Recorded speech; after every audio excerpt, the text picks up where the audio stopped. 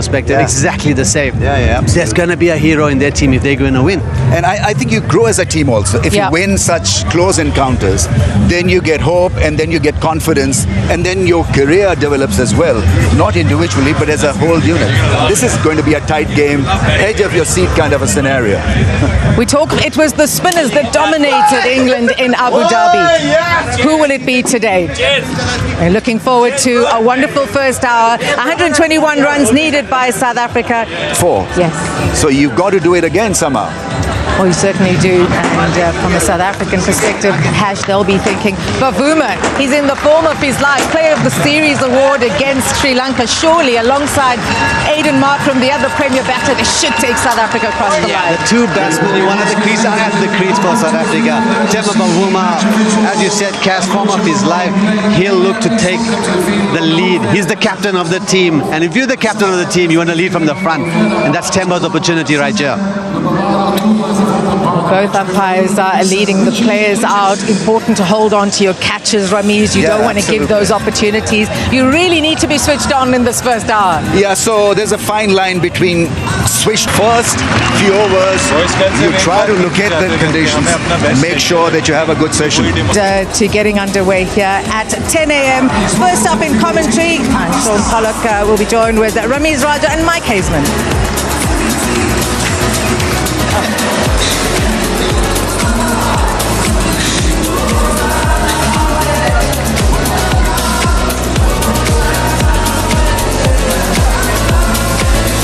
Hello everybody and thanks for joining us. We are set for what should be a fascinating morning, day 4 of this intriguing first test match between South Africa and Pakistan at Supersport Park in Centurion.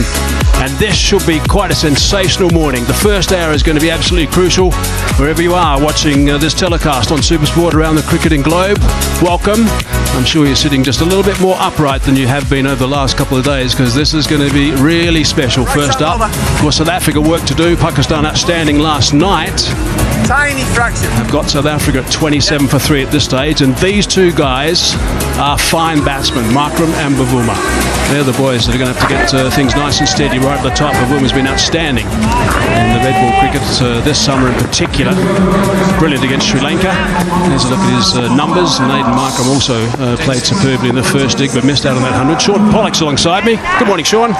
Hey, good morning, Hayes. Good morning to all the viewers. I'm sure everyone's checking in because this is going to be an exciting 2 hours in particular. I think Pakistan will be looking to bring exactly the same intensity. They'll be bringing in the same amount of patience, and they really will be believing now that they have 3 wickets that they're in with a chance of winning this test match. Abbas was superb yesterday evening. 2 wickets for 3 runs, 3 maidens involved in that. He gave them nothing.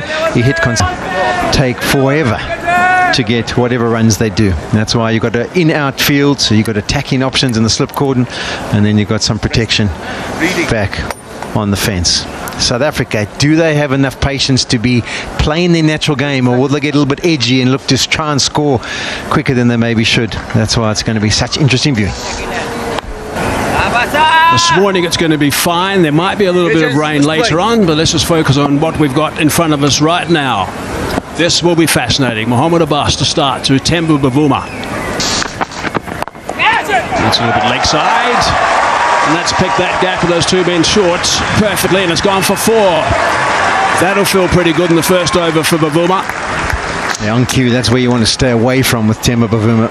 Strong to the leg side, likes to go and bat on the off stump and then just backs himself. If it's too straight, I'm going to get bat on ball. That one comfortably sliding down the leg side. And the timing was there.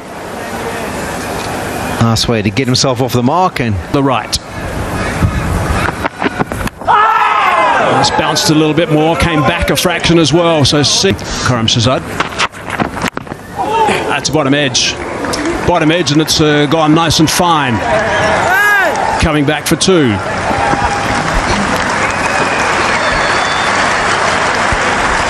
Markram might have had his heart in his mouth there for a brief second. First delivery of the day, you're kind of trying to get back and be too full. There's a little noise, certainly a noise. Bavuma's going nowhere. He's back a couple of paces actually, and Alex Warfer said not out. They were good yesterday with DRS. Are they going again? Once again, it's Rizwan who doesn't seem that interested, to be brutally honest. and he was spot on. I don't know if you remember the review where one of the batters missed it by half a foot. But they are going to go upstairs. A big noise, but no movement from Bavuma.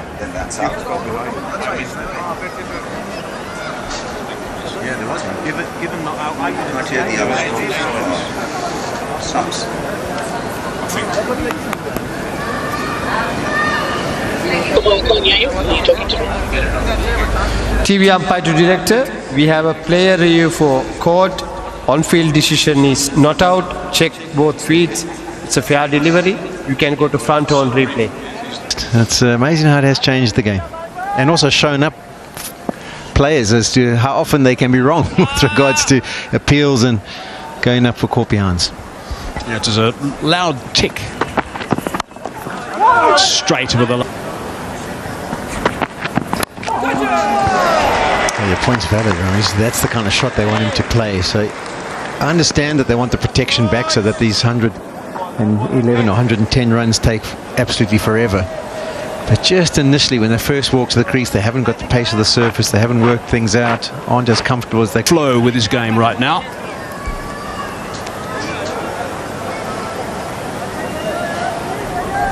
They say that taught actually at school level, I don't know whether it's done here, that every time you stop the ball, you say loudly yes or no, because it sort of takes out the nervousness out of the system.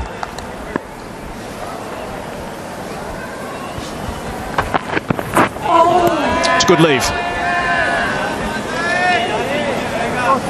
It's that length that he left a lot in the first innings. He wasn't prepared to play, or did a lot of leaving and defended from that length. Didn't be aggressive, or wasn't aggressive from that length in the first innings. Also touched on it this morning at the pitch report, Hayes. 127 and 129 have been his last two deliveries. He was hovering around 122, 25. It's just got that extra little bit of zip, and it makes such a difference. People say, oh, come on, 1, 2, 3 Ks an hour, what really does it do? But it has an impact for sure.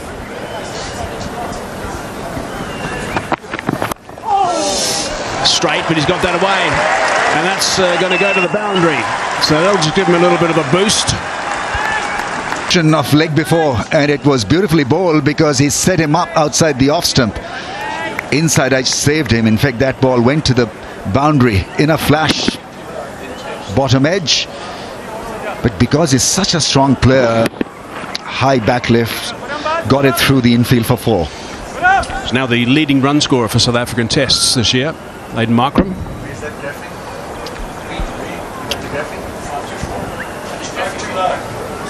529 in international cricket.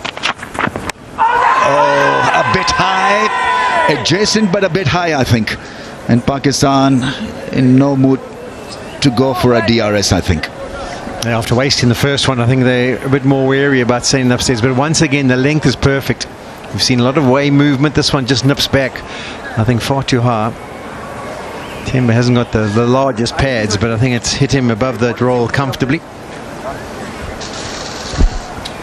That list, by the way, you're talking about, we used to have one of those, but Dean Earl got one it every year for about 10 years, so they gave that the flick. It's nicely played, nicely controlled, a bit of extra bounce for that. He played that superbly. Back for the second.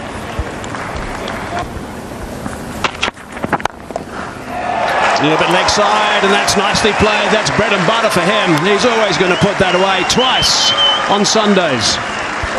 Yeah, we talked about who was going to lose the patience first, and you just get the feeling that Karam Shahzad is maybe the one who's lost the patience first, short and wide, and then follows it up with a genuine juicy leg stump half volley, or even probably missing leg stump. Temba Bavuma, we talked about how he just loves to hold his balance, stay as upright as he possibly can. He's not going to miss out on that one. So just make sure he gets between the two fielders and does that easily.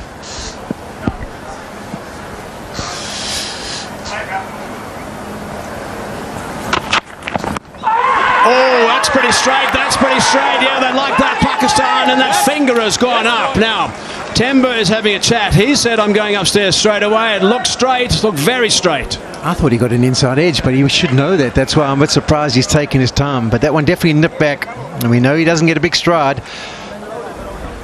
TV umpire to director, we have a player review for LBW. On-field decision is out. Check both feeds. It's fair delivery.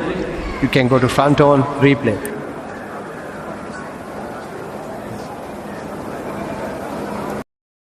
A player review for LBW. On-field decision is out. Check both feeds. It's fair delivery. You can go to front on replay.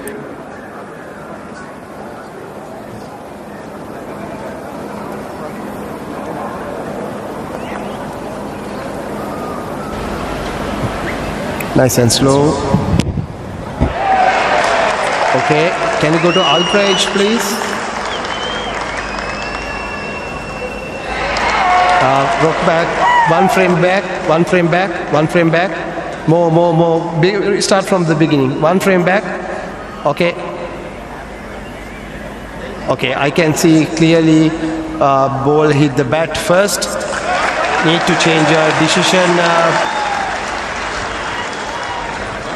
Can you put umpire on the screen? I think that's exactly the right call. The deviation, even though Spikes was there as one grouping and it was a little bit longer, the deviation was clearly there. I think that was good umpiring from Kumar Damasina.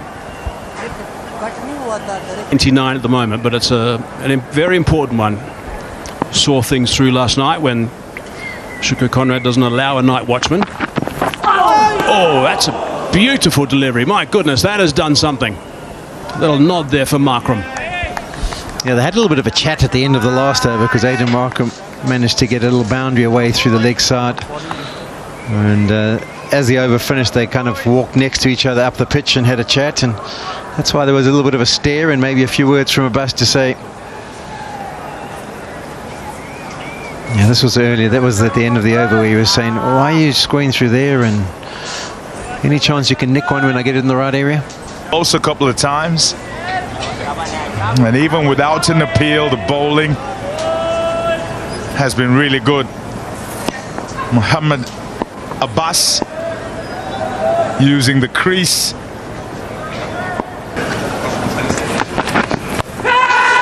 Shots of catch it. Oh! Wow!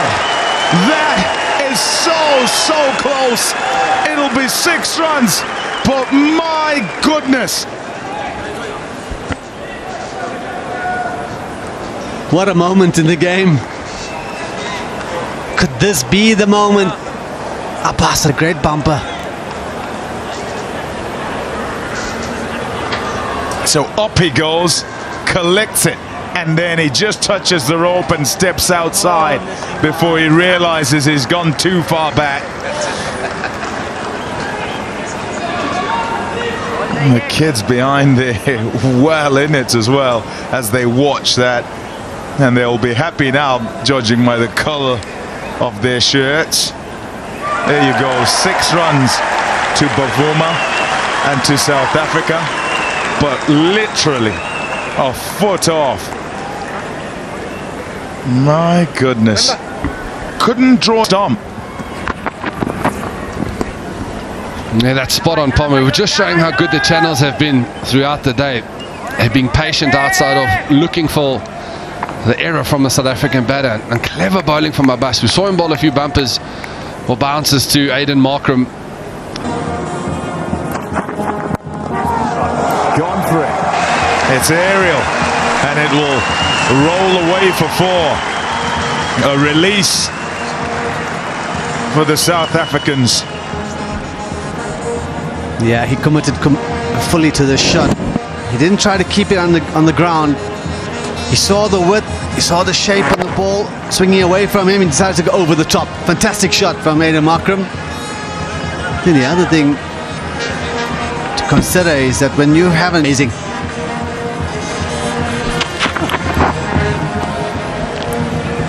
and when a bowler who's just coming to attack and you have this hope that maybe he'll bowl a few freebies for me to score. The crease coming back to take guard again. I think most players do that.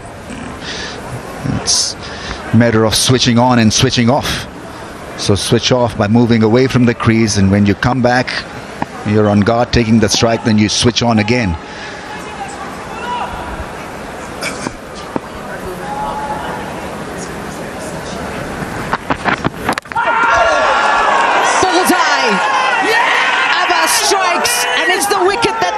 spotted Aiden Markram. And Pakistan are on the board this morning. It's been a battle, it's been a contest between Abbas and Markram. Markram now has to head off on a situation on day 4 and a surface that's offering up just a little bit of variation. As a batter, what you're hoping for is that when one misbehaves, it doesn't go anywhere near your stumps, just rolls through to the keeper. Not the case on this occasion. Wide of the crease, have a look at the angle, trying to get the ball to nip back. It hits, it stays down, goes underneath the bat, crashes into the pad and then onto the off stump. And is this the key for Pakistan? Eventually they get their breakthrough. They've got their first of the day. Have they now got a chance? Still 86 required for South Africa. Markram played brilliantly in both innings.